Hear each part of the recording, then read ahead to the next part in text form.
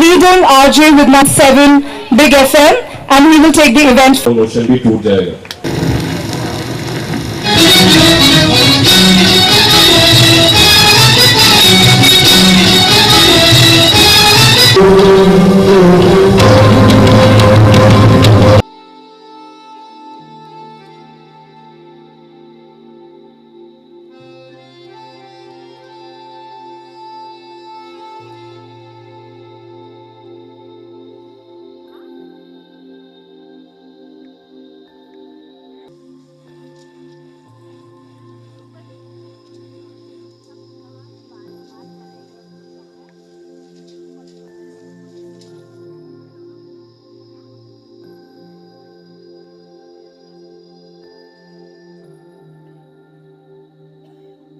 And Dinesh Khanna for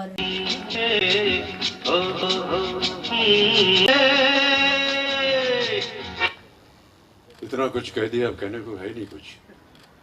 बहुत बहुत धन्यवाद भावना जी और पेंगुइन को और जितने भी इस कार्यक्रम के साथ संबंधित हैं उन सबको.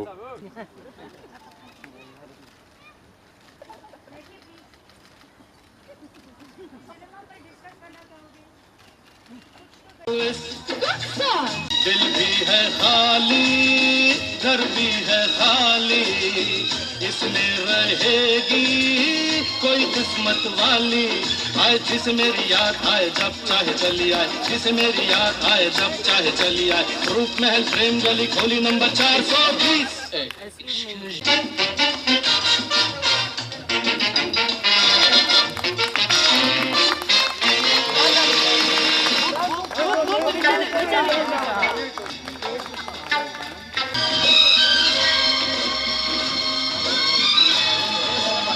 देखी है एक लड़की देखी है जो मुझे इशारे कर प्यार करेगी.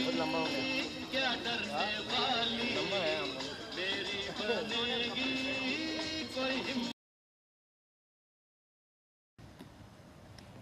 It's been 47 years and you're still facing the arc lights. How are you feeling? What are the changes you see on the sets, off the sets, in the audience? Yeah, a couple of technical things have changed. There's no longer film, so I don't know whether we should start referring to the industry as a film industry because we're not using film anymore. It's all digital. That's the difference. With that difference, a lot of the making procedure has changed.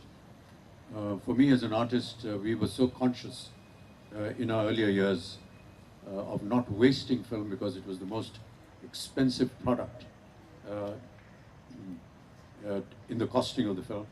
And so every time we went up to give a shot, we were terribly, terribly conscious that we have to finish it in one take, or either we're going to get thrown out of the film, or we're never going to get another chance.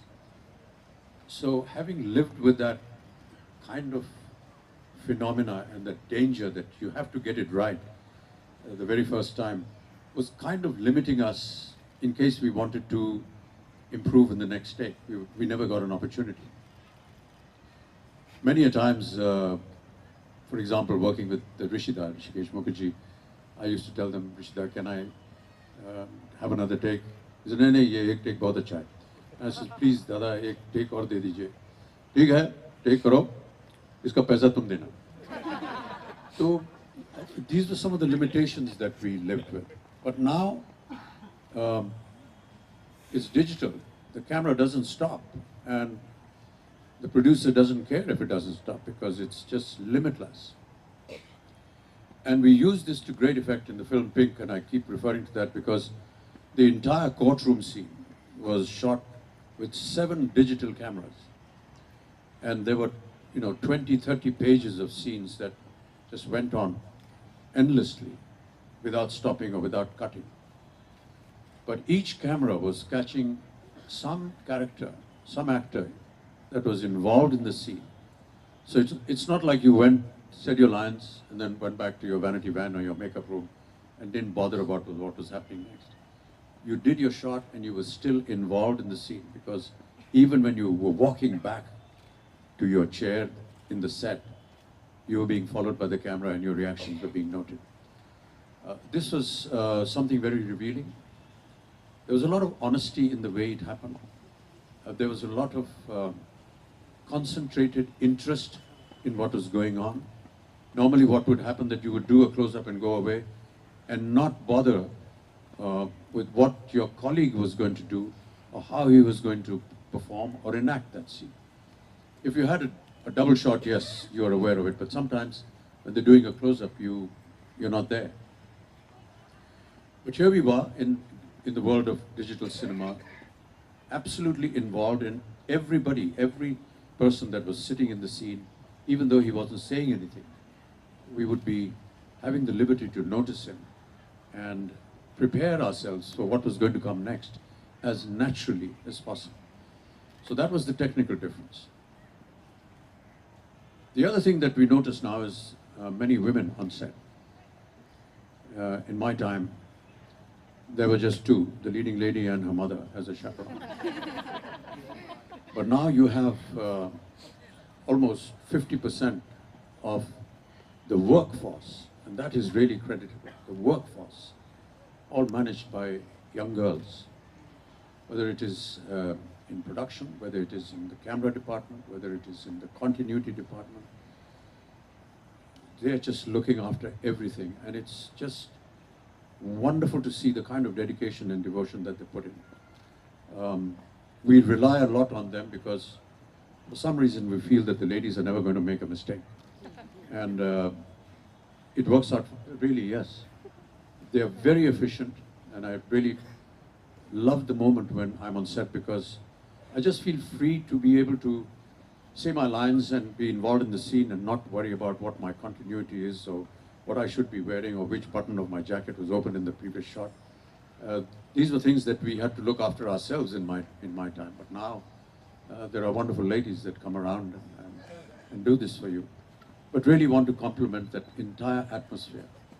But look at not just the workforce, but look at the women writers and directors who have come forward and done so brilliantly well. In the last 2 or 3 years, 4 or 5 years, we've had some very prominent directors, and we've had excellent writers.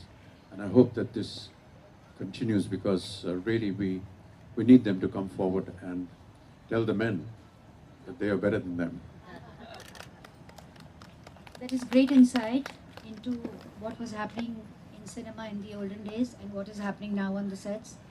Mr. Bachchan just mentioned about watching a film on a bench and his ticket. You just survived for 47 years like that only. No, somebody wrote things for me, somebody asked me to wear something, somebody told me walk here, say these lines here.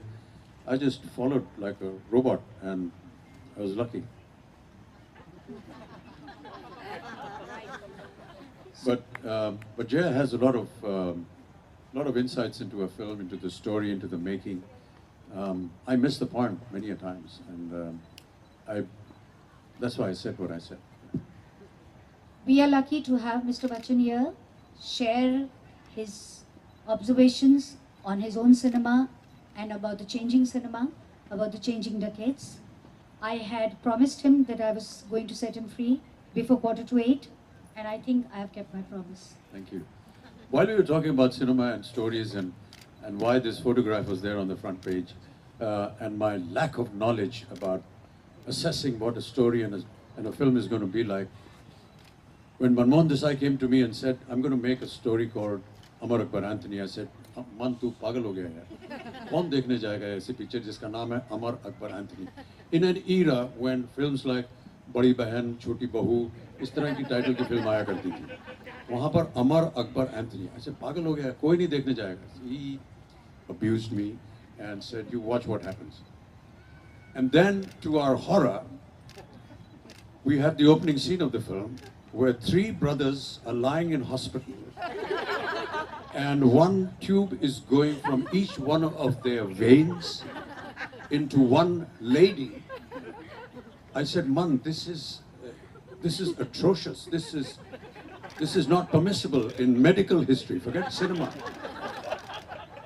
He said, "Chup-chap baitha rahe tu, kuch mat bol, abhi dekhna kya hota hai." And you know, when the film was released, when this shot appeared in the opening sequence, there was huge applause in the audience. So obviously my knowledge of cinema is useless, and Manmohan Desai was much better.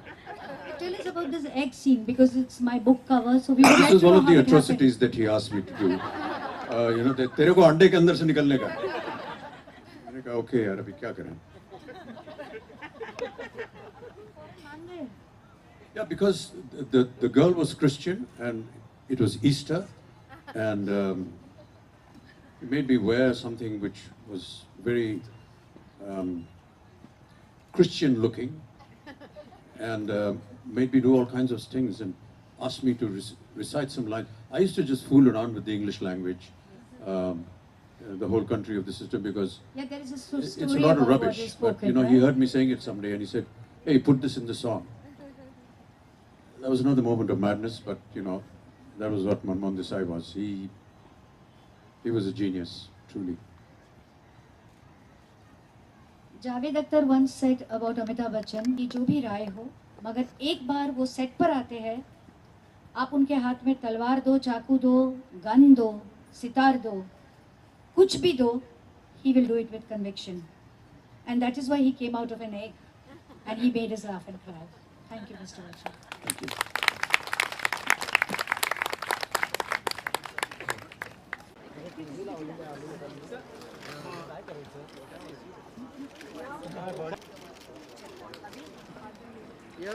Bachchan sir